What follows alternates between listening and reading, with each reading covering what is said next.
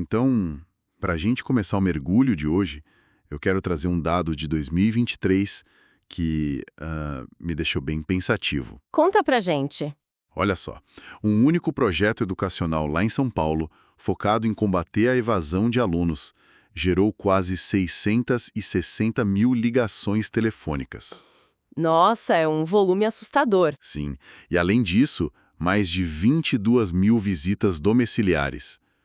E, a grande questão, o ponto que realmente incomoda quando a gente olha para esses números todos, é pensar quem precisou registrar isso tudo, Pois é. quem categorizou, quem redigiu cada relatório e cruzou esses dados num sistema de computador. Foram os professores, né? Coordenadores, diretores. Exato, o pessoal da linha de frente, profissionais que, deveriam estar naquele exato momento focados em ensinar, em planejar umas aulas mais criativas ou acolher os alunos, mas estavam lá, presos na frente de uma tela, preenchendo o formulário.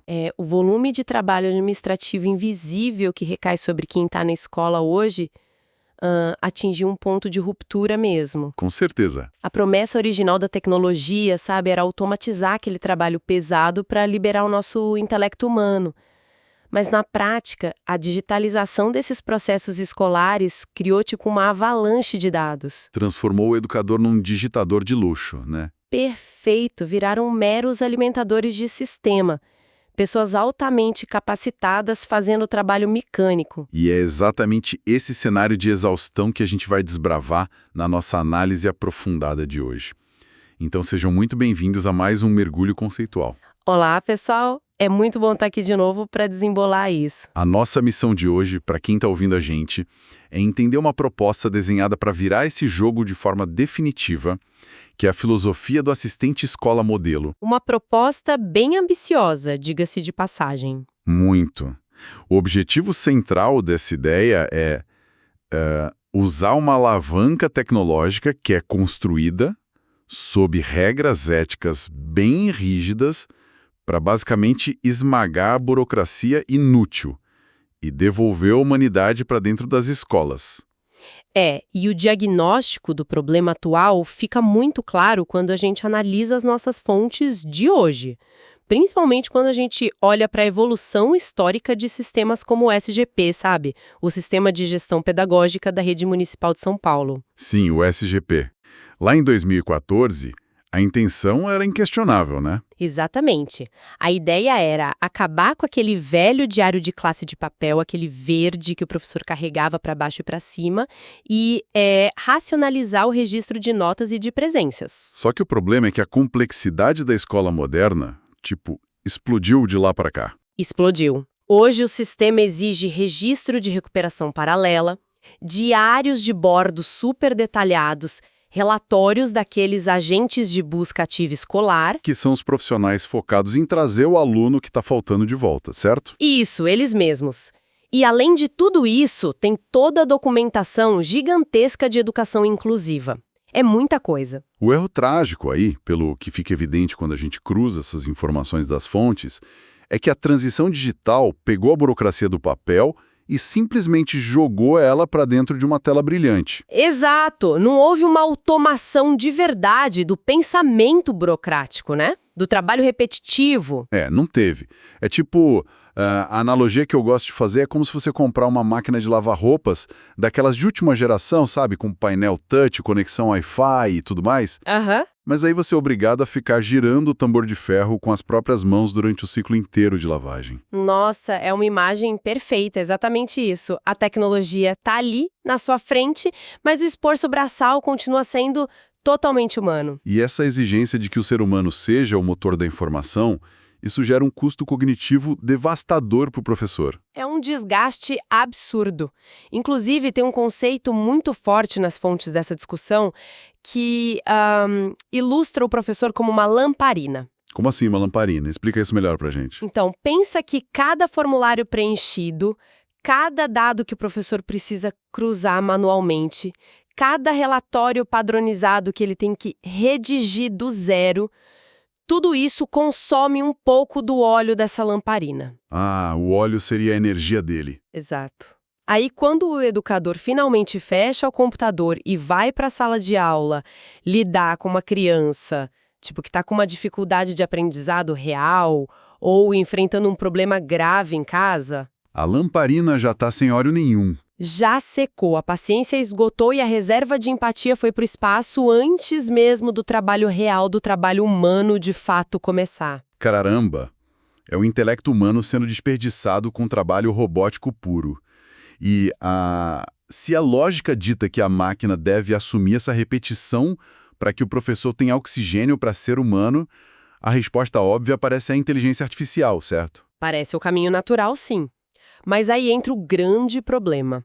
Colocar uma IA no centro da gestão de uma escola gera um pânico imediato na comunidade. E com razão, né? Quando a gente pensa nessas IAs populares da internet, elaborando um plano de inclusão super sensível para um aluno com deficiência ou redigindo um comunicado oficial para os pais, o medo é a alucinação. A famosa alucinação da IA. É o grande fantasma dessa tecnologia. Pois é, a máquina inventa coisas, cria regras do nada, cita leis que não existem e o pior, ela soa incrivelmente confiante enquanto fala essas bobagens. Sim, ela não tem dúvida nenhuma de que está certa. E aí a pergunta que fica é: como é possível automatizar a burocracia escolar sem correr o risco de um algoritmo tomar uma decisão pedagógica perigosa? Essa é a pergunta de $1 milhão. Como a gente resolve isso? Então, a resposta técnica para esse dilema é justamente o que forma a espinha dorsal dessa nova filosofia do assistente escola modelo. É um mecanismo chamado escudo Hague. Escudo Hague. Tá. E o que significa essa sigla? A sigla vem do inglês e significa geração aumentada por recuperação. Para entender como isso resolve o problema da alucinação, a gente precisa primeiro entender como a IA comum funciona. Bora lá, vamos desembolar a mecânica disso então, porque acho que é aqui que a teoria encontra a prática para o nosso ouvinte. Pelo que eu entendi das fontes, uma IA tradicional, dessas que a gente usa no celular no dia a dia, ela funciona na base da probabilidade, né? Exatamente. Probabilidade pura e simples. Ela leu a internet inteira, tipo Wikipédia, fóruns, blogs, redes sociais. Aí quando você faz uma pergunta, ela vai adivinhando qual é a próxima palavra mais provável para formar uma frase que te agrade. Isso, ela é altamente criativa, mas ela tem um compromisso quase zero com a verdade institucional de uma escola, por exemplo. Ela quer te dar uma resposta que soe bem. Tá, e onde o escudo Hague entra para mudar isso? O escudo Hague elimina essa criatividade perigosa, sabe? Ele basicamente bloqueia a imaginação da máquina. O processo funciona em duas etapas muito distintas antes da IA sequer começar a gerar uma resposta. Conta mais. Pensa no Hague como um bibliotecário hiperveloz que só pode operar dentro de um arquivo restrito. Vamos pegar um exemplo prático. Um professor pede para o sistema redigir um plano de atendimento educacional especial para um aluno com autismo. Um documento super importante e delicado. Muito. Com o escudo Hague, o sistema não vai lá no Google buscar como se faz isso de forma genérica. Primeiro, esse nosso bibliotecário corre no banco de dados interno e fechado da escola. Ah, saquei.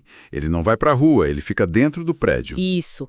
Ele recupera os parágrafos exatos dos documentos oficiais, tipo os protocolos do Cefaz, sabe? Que são centros de formação e acompanhamento à inclusão. Eles mesmos que ditam as regras oficiais de apoio aos alunos. Então, ele literalmente pinça a regra oficial lá do banco de dados fechado da Secretaria de Educação? Sim. E aí, de forma invisível, o sistema cola esses parágrafos oficiais junto com aquele pedido inicial do professor. Então, a ordem que chega para a inteligência artificial, de fato, não é tipo, escreva um plano de inclusão. Qual é a ordem, então? A ordem é, escreva um plano de inclusão utilizando exclusivamente as informações contidas neste texto oficial que eu acabei de te entregar. Se a resposta não estiver aqui, diga que você não tem permissão para responder. Caramba, a máquina é forçada a operar num perímetro 100% restrito, né? É como se fosse uma cerca elétrica em volta dela. Exatamente. A imagem que me vem à mente é de um advogado. Como assim? Imagina um advogado brilhante, com uma capacidade de argumentação fantástica, mas que recebe uma ordem expressa e inegociável de um juiz. O juiz vira e fala, olha, você está terminantemente proibido de dar as suas opiniões pessoais, usar o seu conhecimento de mundo ou inventar jurisprudência. Uau! Ele fica algemado à lei local. Totalmente algemado. Ele só pode argumentar citando os artigos exatos do regimento interno daquela escola, palavra por palavra. Então a máquina não alucina porque o próprio mecanismo restringe o universo de conhecimento dela só aquilo que é válido e legal. É uma sacada sensacional. Mas aí, beleza, a precisão está garantida por essa restrição. A IA não vai sugerir, sei lá, um método punitivo que contraria o currículo da cidade, porque isso simplesmente não está no texto que o Hag entregou para ela. Exato. Ela só sintetiza a regra, cruza com as notas do aluno que já estão no sistema, e aí gera um rascunho seguro. Isso resolve o problema técnico de uma vez por todas. Resolve o técnico, mas a gente esbarra direto no dilema ético, não é? É a questão da delegação de poder. Esse é o ponto mais sensível de toda essa discussão. É um ponto crítico pra caramba. Pensa comigo. Se a máquina, mesmo operando com todo esse escudo de segurança maravilhoso, processa os dados de evasão de um aluno e, sei lá, redige um caminhamento formal para o conselho tutelar. Uma ação super séria. De quem é a responsabilidade se rolar um erro de contexto ali? Porque assim, a gente não pode responsabilizar criminalmente ou administrativamente um bloco de código, um software. A automação não pode, de jeito nenhum, diluir a responsabilidade do Estado sobre a vida de uma criança. De jeito nenhum. E é por isso que o manifesto traz o antídoto perfeito para essa diluição de responsabilidade, que é o princípio da supervisão humana significativa. Supervisão humana significativa, tá? E como isso funciona na prática do assistente escola modelo? Funciona assim. O sistema é desenhado para não ter autonomia de execução. Ele jamais, em hipótese alguma, aperta o botão de enviar sozinho. Então ele só prepara a cama. Isso. A função da máquina é ser uma alavanca de preparação de terreno. Ela junta lá o histórico de faltas, acha a diretriz correta da buscativa escolar, redige o documento de encaminhamento e para. Fica lá paradinha. E aí? Aí o sistema notifica o educador. A execução exige obrigatoriamente que um ser humano leia, audite aquele conteúdo todo, aprove e assine com um certificado digital. Ou seja, a máquina propõe, mas é o humano quem decide de fato. Mas espera aí, deixa eu fazer um papel de advogado do diabo aqui rapidinho. Manda. Ler e auditar um documento complexo, gerado por uma máquina. Isso não gasta a mesma energia? Tipo, se o professor precisa ficar caçando possíveis erros ou nuances fora de contexto num texto criado pela IA para poder se responsabilizar e assinar no final, ele não continua preso na burocracia? É uma ótima pergunta. Porque parece que ele está apenas trocando a função de digitador pela função de revisor. Qual é o ganho real de tempo aí? O ganho é gigantesco e eu te explico por quê. O esforço cognitivo entre você criar algo totalmente do zero e validar uma síntese estruturada é, assim, abissal. É diferente, você acha? Muito diferente. Imagina a rotina de um coordenador no fim do dia, já cansado. No modelo antigo, ele olha para uma tela em branco. Ele precisa abrir, 3 abas diferentes no navegador para consultar portarias antigas, tentar lembrar o formato padrão de um ofício e aí começar a digitar torcendo para não esquecer nenhum detalhe legal. Só de ouvir já cansa. Né? Agora, com o escudo Hag e a supervisão significativa, ele abre um documento que já cruzou as normativas certinhas, o texto já está no formato adequado e com todos os dados corretos do aluno inseridos. Ah, entendi. O trabalho pesado de pedreiro já foi feito. Exato. O trabalho dele passa a ser o de aplicar o julgamento crítico, sabe? O ajuste fino. É aquele toque humano que só ele tem, porque ele entende o contexto daquela família específica. É uma fração mínima do tempo e, principalmente, é uma fração do desgaste mental. A barreira da tela em branco desaparece, né? Isso realmente muda o jogo. E aí a supervisão humana garante que o olhar clínico, que só anos de sala de aula proporcionam, seja a palavra final. Com certeza. E tem um desdobramento crucial nessa questão da responsabilidade que a gente comentou, que é o rastreio das ações. A transparência do processo. Exatamente. Como o sistema exige assinatura humana, fica registrado com total transparência quem foi o profissional que autorizou aquela ação. A tecnologia não serve de escudo para o profissional se esconder atrás do computador. Ela serve de infraestrutura para ele trabalhar melhor e de forma mais segura. E essa clareza de autoria, pelo que a gente viu nos textos base, leva a um dos impactos mais profundos dessa filosofia, que é a quebra do conceito de caixa preta da IA. Esse conceito é fascinante. Nas IAs comerciais que a gente usa por aí, você recebe uma resposta pronta e não faz a menor ideia de como o algoritmo chegou naquela conclusão, né? Você só confia e vai. O que no ambiente escolar seria inaceitável. Totalmente inaceitável. Por isso, o assistente escola modelo é construído para praticar o que eles chamam de transparência absoluta. Toda vez que a máquina sugere um encaminhamento ou uma ação, ela não entrega só o resultado mastigado. Ela fornece um rastro auditável. Tipo uma nota de rodapé? Isso. Se ela redige um plano de recuperação para um aluno, ela anexa uma nota invisível para o público geral, mas que fica bem visível para o professor. Uma nota dizendo tipo, sugeri esta abordagem com base no parágrafo 3º das diretrizes do Conselho Municipal de Educação e no padrão de queda de notas de matemática registrado no último bimestre. Fantástico. O professor entende perfeitamente a lógica da ferramenta que ele está operando. Ele não está no escuro. Ele está no controle. E tem mais, o histórico imutável dessas ações muda de função dentro da escola. Como assim muda de função? Historicamente, no serviço público, registros e arquivos mortos servem quase que exclusivamente para apontar dedos quando alguma coisa dá errado. Servem para caçar culpados, descobrir quem perdeu o prazo de um ofício. Para punir, basicamente. Isso. Mas nesse novo paradigma de hiperdocumentação automatizada e transparente, o histórico passa a proteger o educador. Ele serve de prova de que o professor seguiu o protocolo à risca, que a escola tentou contato com a família, que todas as diretrizes foram respeitadas. Isso tira um peso enorme das costas da direção da escola. Nossa, e quando a gente tira esse peso das costas de quem está ali dentro da escola todo dia, a eficiência vaza pelos muros, né? E chega direto nas casas dos alunos. Exato, chega nas famílias. Porque a burocracia escolar é um fardo compartilhado.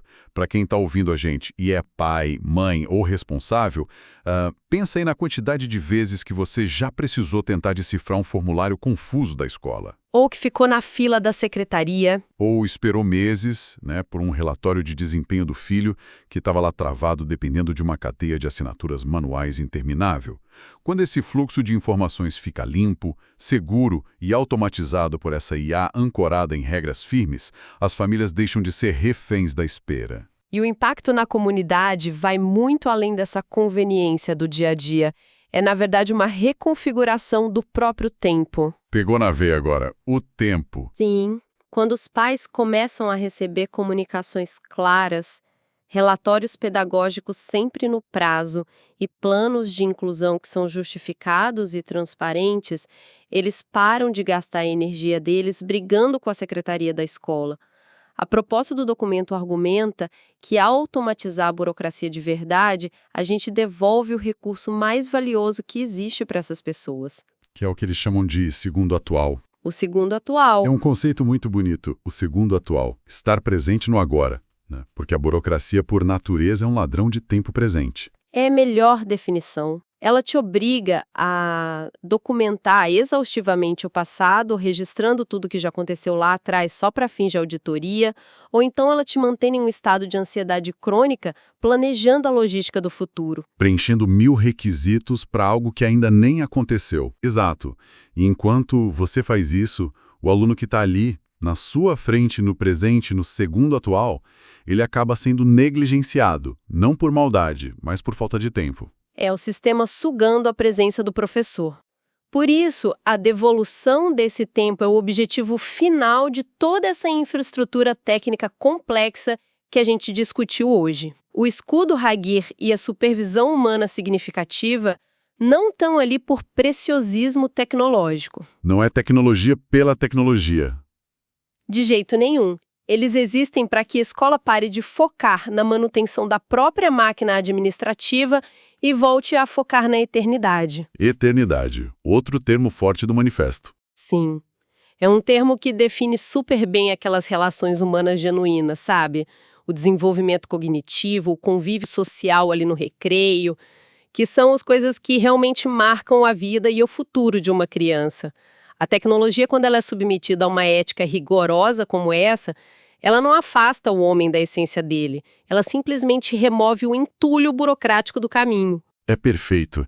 E, pessoal, que jornada de desconstrução que a gente fez aqui hoje, né? Foi um mergulho e tanto. A gente começou encarando uma realidade bem dura lá no início, onde sistemas que, em tese, eram supostamente facilitadores, como o SGP, acabaram sugando a energia vital dos nossos educadores, transformando todo mundo em alimentador de planilha. E vimos que a solução para não deixar a lamparina dessa galera sem óleo não é dar um passo atrás e abandonar a tecnologia de vez, mas sim elevar absurdamente o padrão arquitetônico e ético dela. Exatamente. A gente viu que a peça central para essa virada de chave é o tal do escudo Hag.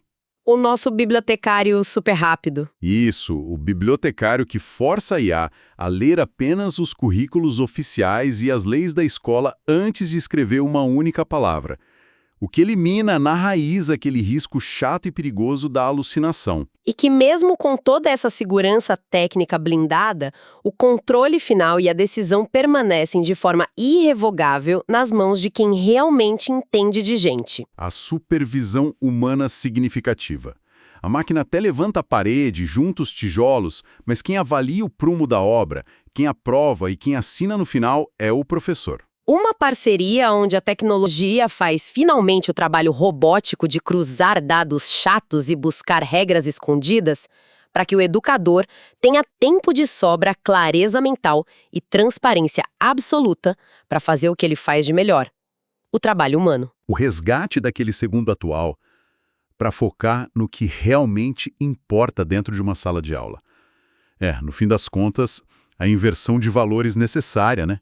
Em vez do ser humano servir ao sistema de computador alimentando ele sem parar, o sistema que volta a servir a comunidade escolar. Protegido por essas camadas de segurança que não exigem esforço extra para funcionar. É a máquina trabalhando para a gente. Exato.